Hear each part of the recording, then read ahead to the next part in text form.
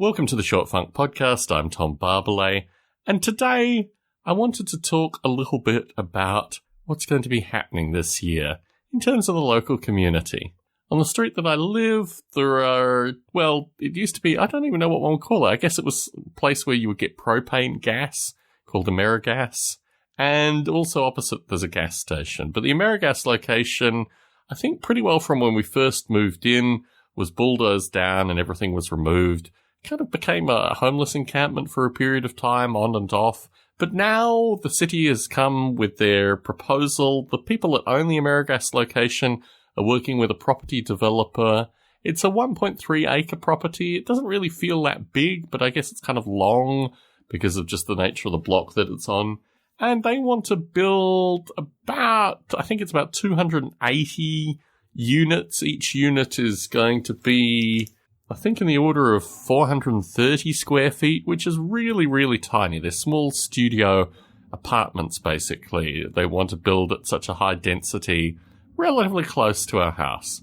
I don't know, maybe 400 feet, maybe 600 feet. Who can really tell? But in that vicinity. This thing is huge. It's effectively 7 stories high. There are 5 stories, and it's got a kind of atrium and car park, which is taking up the bottom 2 floors. And what's interesting about the car park is that they're not giving one space per unit.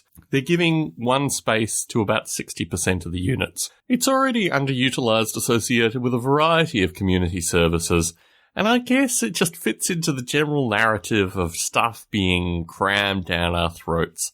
It's rare that the city actually comes to us with productive things. In fact, it's never occurred in the period of time that I've been here.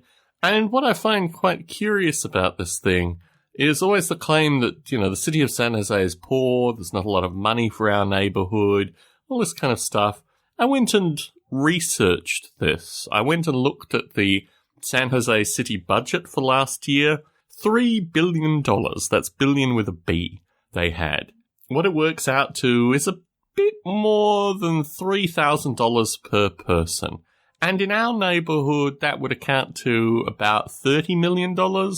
And in our district, that would equate to probably somewhere between $300 and $400 million. So quite a sizable amount of money that could be spent in our area, but isn't being spent. Now, the major services, the police take about 10% of that. The fire takes about 7%.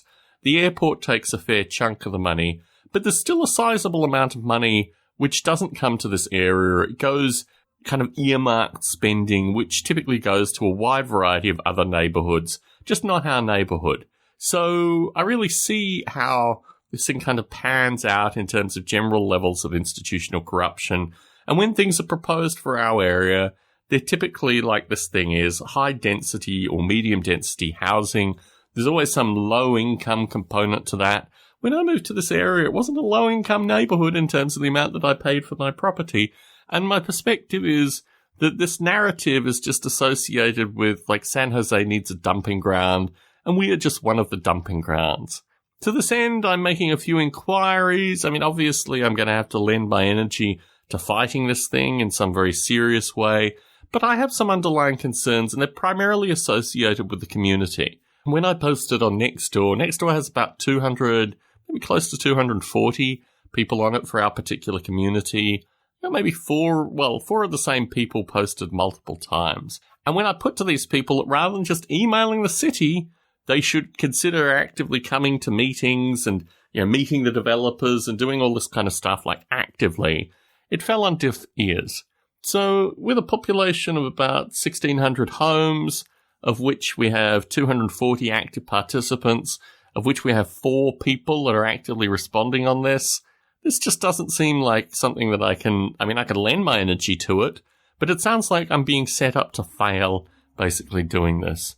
To this end, I've talked about periodically what my relationship should be with regards to the community action group, in particular dealing with our local council member.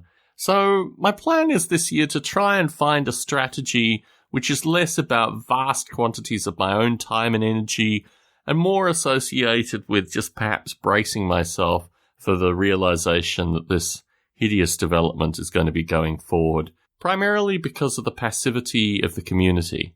And in this light, you'll no doubt hear a few more of these discussions through short funks coming up, but I just wanted to warn you in advance. Tom Barbalet in San Jose, signing out.